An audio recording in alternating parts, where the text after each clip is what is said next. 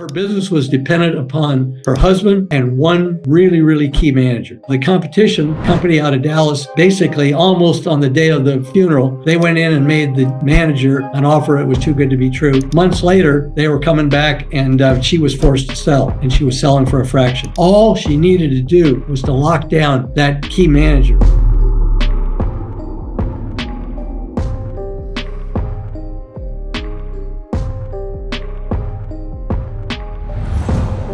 Absolutely now. And I don't care what your age is. The tendency is, again, if you're thinking it's all about estate planning, wills and trusts and so forth, then you're going to wait till you're 60, 70, 80, whatever. But if you're looking at succession as building value today, which means the value of your business is dependent on its likelihood of being able to continue that success, from years and years from now. To that extent, we want the business to be really, really strong today, very profitable, strong management team, good strategic plan, a vision that everybody's following, etc. If the business is really solid today, it can withstand whatever life throws at it tomorrow. So the sooner you get involved in addressing this, the better. At the same time, none of us has any guarantee about tomorrow. I don't care what your age is, etc. And I learned this lesson almost 40 years ago when I was dealing with a business owner who was phenomenally successful. He was number one in his particular industry in the world, and he was only in his mid-40s. I had gotten referred to him because he had a conversation with one of my clients, and he told him in that he didn't even have a will. And so anyway, I got in, we started talking, etc. And he said, I just can't deal with this now. And he kept putting it off, and I stayed with him. And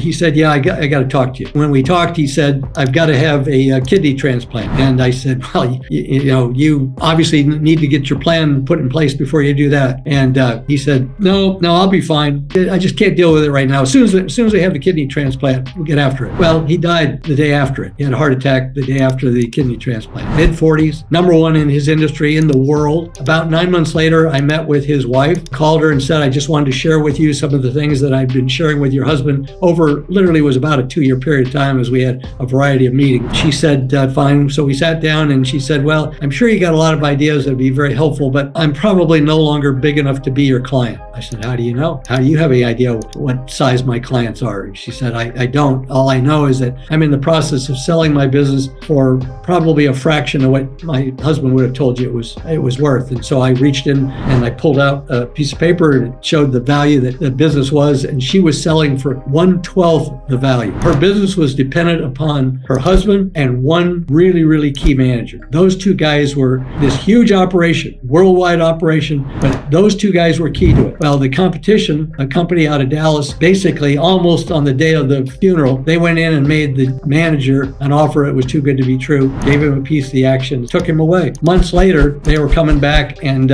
she was forced to sell, and she was selling for a fraction. All she needed to do was to lock down that key manager. If she'd even given him 20% of the business, she'd have had 80%. The interesting part was her kids were 15 and 18. They were just 10 years away from the potential to be involved with the largest of the whole industry. And yet that family lost it because he didn't address the planning. The sooner you do it, the better. Start today, get it done. Put yourself in control of the future by having a plan that'll work and then carrying through on that.